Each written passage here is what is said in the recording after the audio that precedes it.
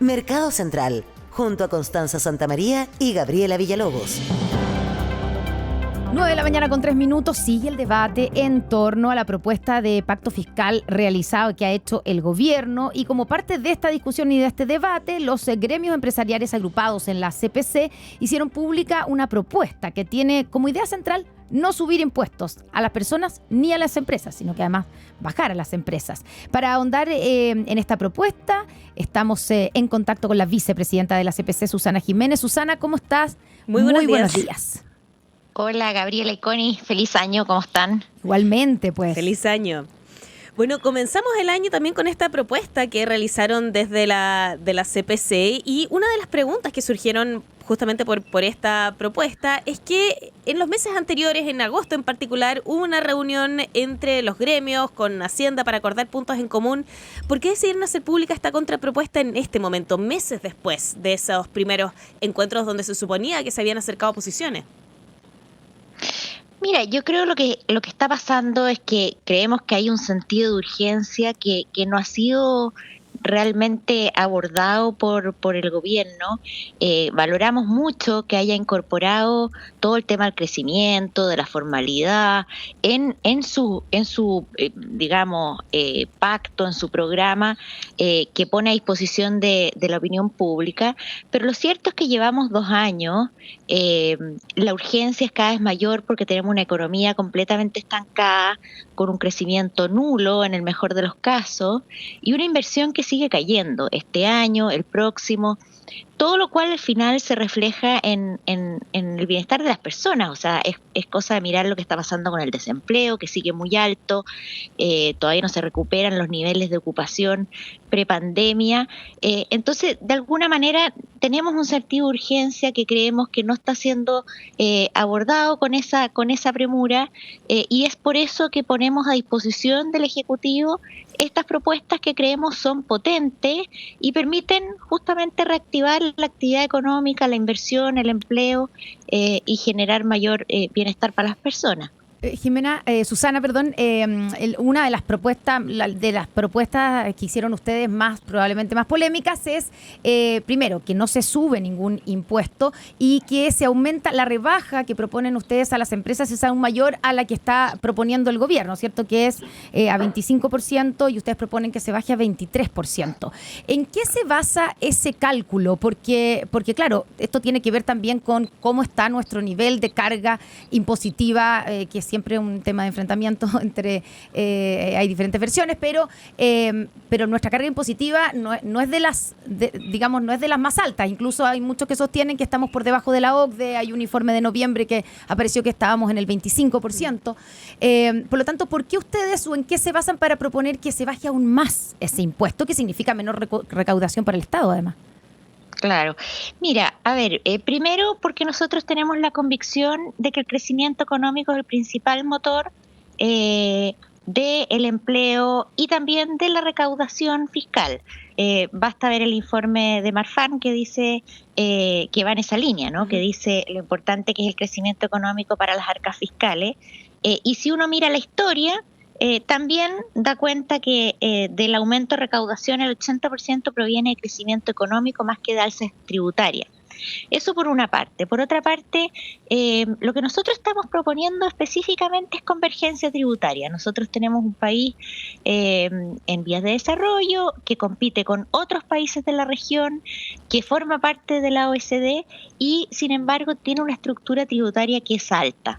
Y en ese sentido, incluso hacemos en el texto todo el análisis de cómo realmente se compara con la OECD y cómo haciendo los ajustes pertinentes, descontando, qué sé yo, lo que es pensiones, que tienen sistemas distintos, igualando al nivel de desarrollo cuando esos países estaban en las condiciones de Chile, y además considerando la brecha de informalidad que hay en Chile, la verdad es que la carga tributaria es alta. Y en ese sentido, lo que buscamos es tener una estructura tributaria que nos haga competitivo con los otros países con los que competimos. Y básicamente eso es bajar el impuesto corporativo a la medianía de la OECD, que hoy día es del orden de 23,5, 27 está muy por sobre el promedio de los países de la OECD. y al mismo tiempo avanzar en la reducción del impuesto total que paga el capital, porque finalmente creemos que es del todo razonable que un inversionista chileno enfrente las mismas condiciones para invertir en Chile que un inversionista extranjero. Y eso hoy día no se da. Hoy día el inversionista chileno puede pagar hasta 44,45%, en cambio el extranjero paga 35%, que por lo demás anda en los alrededores de lo que se paga también en otros países de la región, que son con los que también nosotros competimos. Claro, Susana, cuando hacen la comparación de países OCDE y dicen que el promedio está en 23,5%, haciendo el ajuste también de las cotizaciones previsionales, ¿por qué se realiza eso si en el caso de Chile la cotización ahora todavía no es con cargo al empleador? Es decir, no habría carga ahí a las empresas.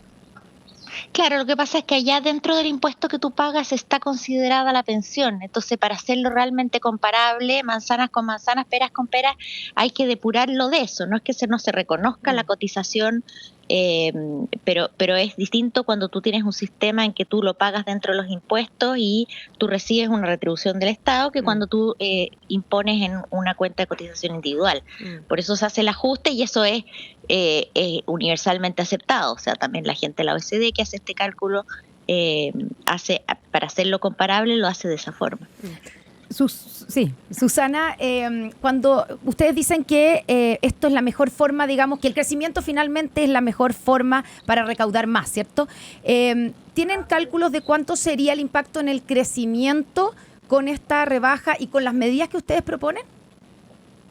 Bueno, mira, tal como tú señalas, acá hay una propuesta tributaria, pero también hay medidas sectoriales que son relevantes y más que el monto, yo diría es el efecto más inmediato. Nosotros, la gran mayoría de las propuestas que estamos haciendo en medidas sectoriales, que son 30, son medidas de fácil ejecución. La gran mayoría son medidas administrativas de gestión, por lo tanto se pueden implementar rápidamente y pueden generar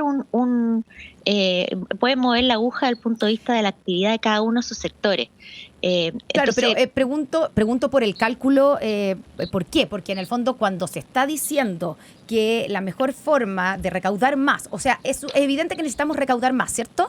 Por parte del Estado, para financiar una agenda social que es intensa.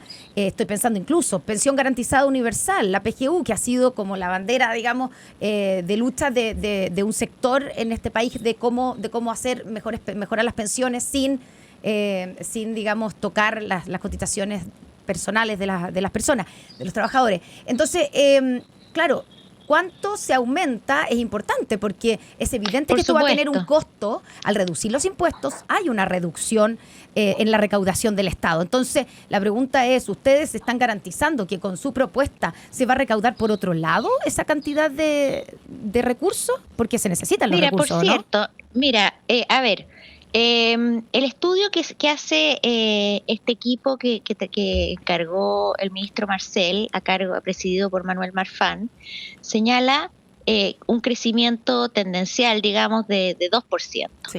Pero ellos evalúan 5 medidas que dicen, bueno, esto podría significar 0,5 puntos del PIB, y ellos calculan que eso tiene un efecto en la recaudación de 0,9 puntos. Por lo tanto, si tú con estas medidas puedes inyectar un dinamismo de pasar de 2,5%, por ejemplo, a 4%, 1,5 puntos, estamos hablando que recaudas lo mismo que se quiere recaudar con toda la reforma tributaria y con todas las medidas que está proponiendo el pacto del ministro Marcel.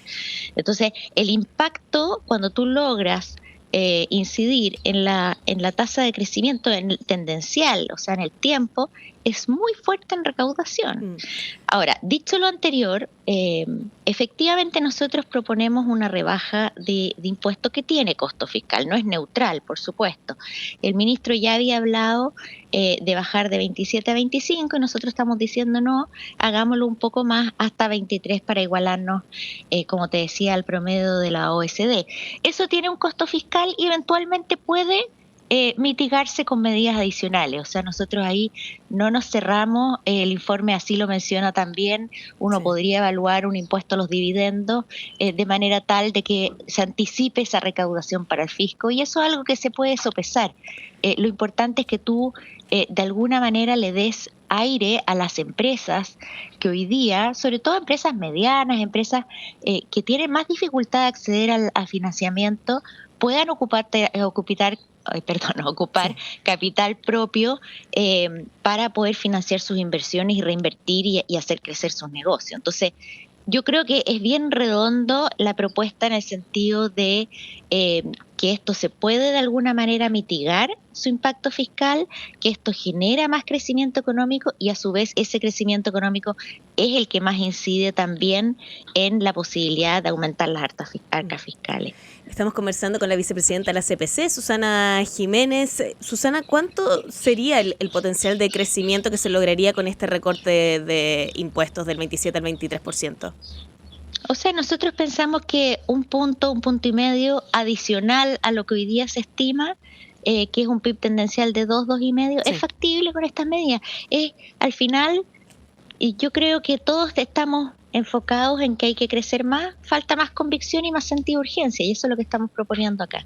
Y con eso se recaudarían entonces del orden de, estoy sacando los cálculos rápido, unos 900 millones más, porque según la Comisión Marfan, por cada punto adicional eran 570, ¿no?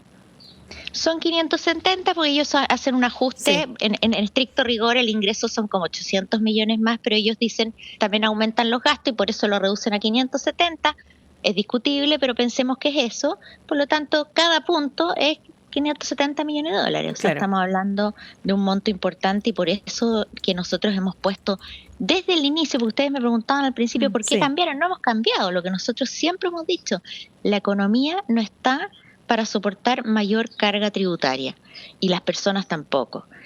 Por lo tanto, pasa el tiempo, no se toman estas medidas y eso va retrasando el necesario dinamismo de la actividad.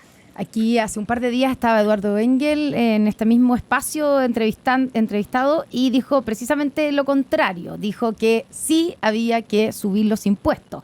Y claro, y la pregunta que uno se hace, Susana, es, claro, los empresarios nunca van a estar a favor de subir los impuestos. Siempre la propuesta va a ser bajarlos, o sea, es evidente. Entonces, para digamos, ¿qué le dicen a la opinión pública, a la ciudadanía que ve permanentemente que, claro, siempre de parte de los empresarios la propuesta es bajar y bajar los impuestos? Pero por otro lado, se habla de, por ejemplo, y pongo nuevamente el caso de la pensión garantizada universal como la fórmula para subir las pensiones, que evidentemente son bajas, sin que se afecte la cotización individual.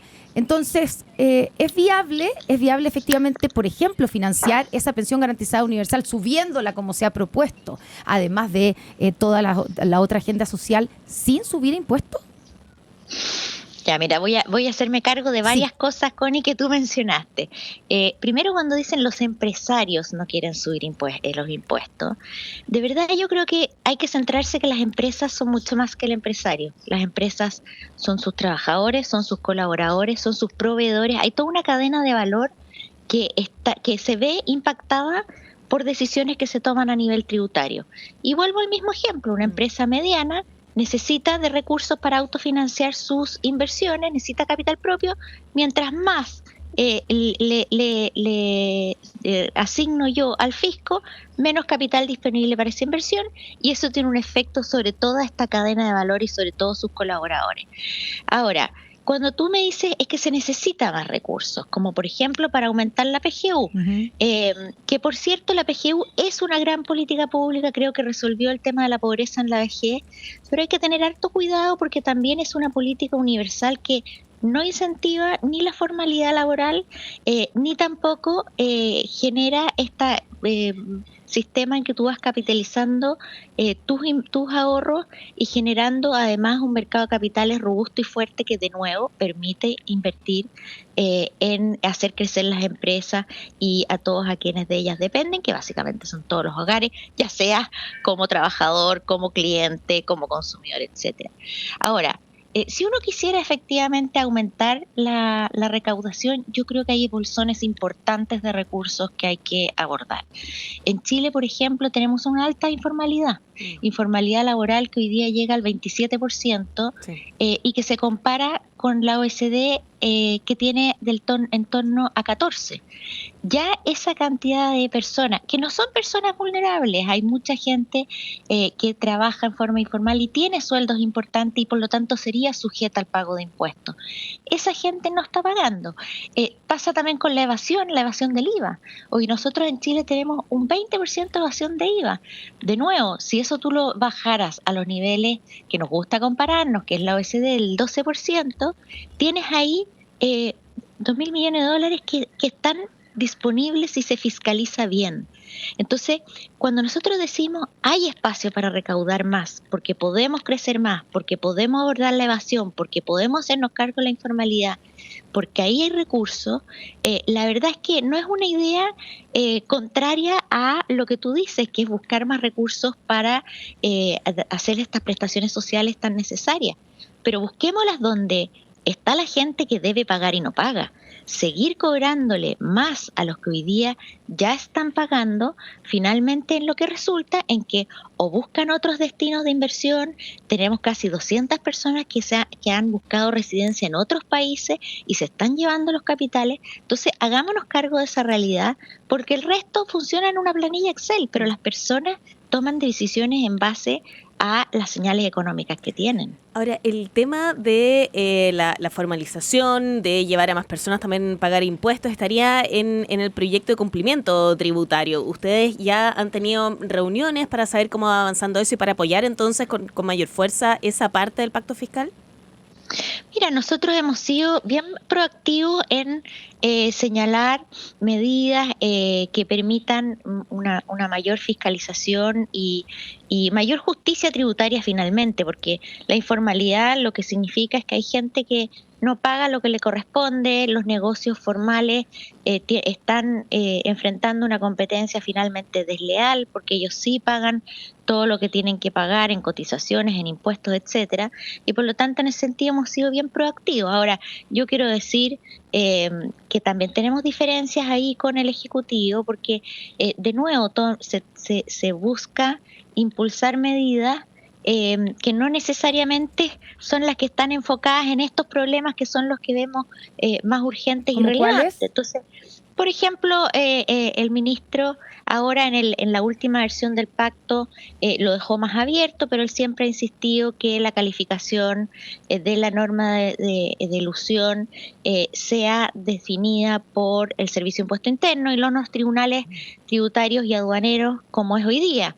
Y eso nos parece que no corresponde, porque convierte al Servicio de Impuesto Interno en juez y parte, cuando en realidad nosotros tenemos una institucionalidad con un tribunal independiente que da mucho más garantía a todas las partes. Entonces, volvemos a tratar de poner las fichas en buscar donde hay contribuyentes que hoy día sí pagan, en vez de estar buscando estos bolsones de recursos que generan una injusticia en el pago de impuestos, porque ellos no pagan lo que les corresponde. A propósito de ese bolsón de recursos, hace un par de semanas conversábamos aquí en la radio con Manuel Marfán a propósito del informe que prepararon sobre cuánto está llegando o cuánto llegarían las arcas fiscales con mayor crecimiento, y él reconocía que más allá del crecimiento se podrían generar también recursos importantes vía impuestos correctivos. De hecho, él decía que esa podría ser una fórmula que podría llevar a mejorar los ingresos fiscales sin afectar el crecimiento. ¿Es algo que han considerado también dentro de la CPC?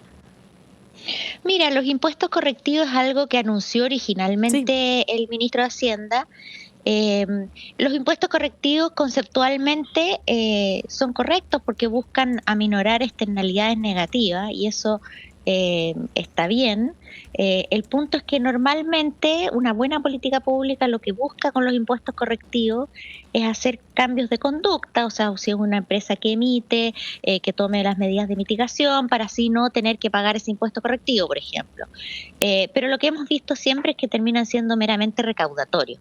Entonces, no resuelves el tema ambiental y simplemente aumentas la carga tributaria a las empresas. Entonces, es algo que nosotros, obviamente está dentro de la discusión, es una discusión que conceptualmente se puede llevar adelante, pero la implementación también es muy relevante para que no se convierta en un mero impuesto recaudatorio. Se nos acaba el tiempo, Susana, pero no puedo dejar de preguntarle antes de despedirla. Esa siempre es la pregunta difícil. A ver. Perdón, pero es que no puedo dejar de preguntársela porque está el tema dando vueltas, ¿cierto? Quiero preguntarle su parecer acerca de estas reuniones entre grupos de empresarios, salmoneros, AFP, diferentes empresas, con ministros del actual gobierno, con 6 ministros al menos en diferentes reuniones en la casa de Pablo Salaquet y que no fueron registradas por la ley de lobby. Quiero preguntarle si a usted le parece que que estas reuniones debieran haber sido registradas por ley de lobby y si a usted le parece correcto que ministros se reúnan con empresarios del sector que son su contraparte, digamos, que son de alguna manera regulados de su área de interés en la casa de una persona que se dedica al lobby. Mira, yo tengo la impresión, Connie, que estos encuentros surgen al alero post-estallido, donde se detecta una gran desconfianza entre los distintos actores. Y al menos yo lo que he visto es que son reuniones de conocerse, de hablar cosas generales, no son de una agenda de intereses y por lo tanto son fuera horario laboral, son actividades que uno incluso espontáneamente uno se encuentra con gente del mundo político, empresarial. De hecho, usted participó en una de esas reuniones, entiendo yo, el 3 de agosto, ¿no? Yo participé en una y la verdad es que fue una instancia de conocerse, de hablar de temas generales. En ningún caso había una pauta ni una agenda y creo que le hace bien al país. Yo honestamente creo que en la medida que nos conocemos todos, el mundo civil, el mundo empresarial, el mundo político, la gente que está haciendo servicio público, creo que le hace bien porque permite un diálogo fluido que después cuando sea de temas de interés de la industria se hará por ley de lobby, se visitarán en los respectivos ministerios como corresponde y como siempre lo hemos hecho. Claro, pero Susana, perdón que le insista, pero es difícil pensar que una reunión, por ejemplo, entre la ministra del Trabajo y, aunque sea una reunión social, ¿cierto?, fuera de horario de oficina, y que los otros invitados son los empresarios de las AFP, los dueños de las AFP o los gerentes, lo que hayan sido, no se hable del tema de las AFP y se hable de otra cosa. Yo puedo hablar de las reuniones que yo asistí y no fueron ni con partes de interés, en general de mundos distintos, es más bien una dinámica de conocimiento que de temática. Y yo creo que tampoco los ministros estarían disponibles para sentarse a conversar de temáticas que ellos conversan en las reuniones formales que todos tienen y todos pueden solicitar a través de la ley del lobby. Sí.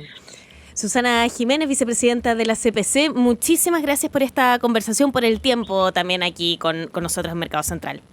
No, encantada de hablar con ustedes, que tengan buen día. Igual, gracias, Susana, buenos días.